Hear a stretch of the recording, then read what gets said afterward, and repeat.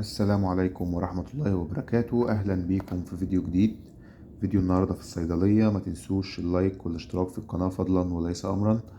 هنتكلم عن قرص للعلاقة الزوجية فايركتا 100 تركيز 100 لعلاقة زوجية سعيدة وكاملة وناجحة.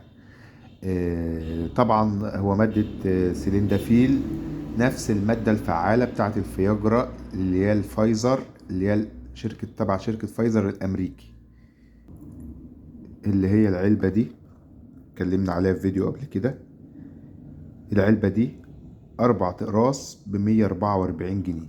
سيبنا منها دلوقتي، احنا في البديل المصري إنتاج شركة إيفا، نفس المادة الفعالة بس ولكن شركة مصرية، إنتاج مصري، إنتاج محلي. تمن العلبة كاملة فيها 12 قرص، يعني 12 حباية ب132 جنيه. تمن القرص الواحد 11 جنيه.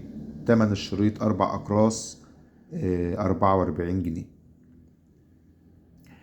طبعا بتتباع بالقرص عادي، يعني تقدر تخش الصيدلية تطلب قرص أو 2 أو 3 زي ما انت عاوز علبة على بعضها فيه، عاوز شريط فيه، وبتتباع بالقرص عادي يعني. مفيش فيها اي احراج، يعني اللي انت تطلب قرص او مش لازم تطلب علبة على بعضها. طبعا لازم نراعي النفقات والمصاريف على الناس يعني. فطبعا بتتباع بالقرص عادي. طبعا زي ما قلنا ده البديل المصري للفياجرا الامريكي، نفس المادة الفعالة بالظبط ونفس التركيز، ولكن ده البديل المصري. طبعا بتجيب نتائج فعالة ونتيجتها مضمونة. يعني الفرق مش كبير جدا، يعني ممكن الفرق هنا وبين هنا وهنا 5-6%، 10% ما تأثرش في حاجة، وهتقوم برضو بعلاقة ناجحة وكاملة وتخلي الانتصاب بتاعك كويس. أهم حاجة تعرف تاخد الحباية صح. يعني الحباية دي مفروض ما تتاخدش مع الأكل، تتاخد قبل الأكل بساعة، أو يعني تاخده على معدة فاضية وبعد كده تاكل بساعة، او بعد ما تاكل بساعة، عشان الاكل ما يأثرش على امتصاص الحباية او القرص. طبعا هي حباية لونها ازرق برضو زي ما احنا عارفين. بتفضل معاك شغالة، مفعولها شغال معاك مثلا يعني اقل حاجة 6 ساعات 8 ساعات، فانت في الامان. فممكن تاخدها وتعمل علاقة بعدها بساعة وباتنين، يعني أقل حاجة من ساعة بعد ما تاخدها بساعة، قبل العلاقة بساعة، عشان تكون شغالة معاك كويس.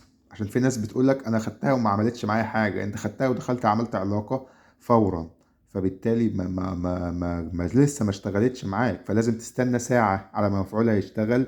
لازم ما تاكلش، يعني تتاخد على معدة فاضية، لا إما تاكل بعدها بساعة ومعاك مثلا 3 ساعات و4 ساعات هي شغالة معاك زي الفل،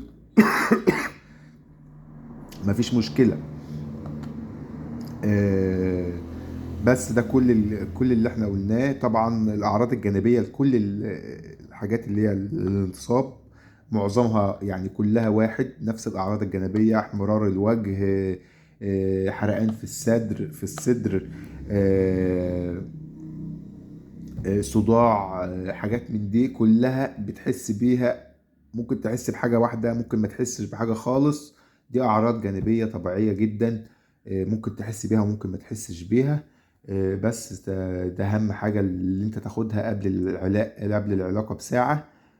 تاخدها على معدة فاضية، سواء تكون واكل قبلها مثلا بساعة ساعتين، أو تاكل بعدها برضو بساعة ساعتين، مش مشكلة. المهم اللي انت تقعد ساعة بعد كده تبدأ في العلاقة. آه، تقدر. هي مش بتأخر القذف، هي للانتصاب فقط، برضو عشان الناس اللي بتفكر.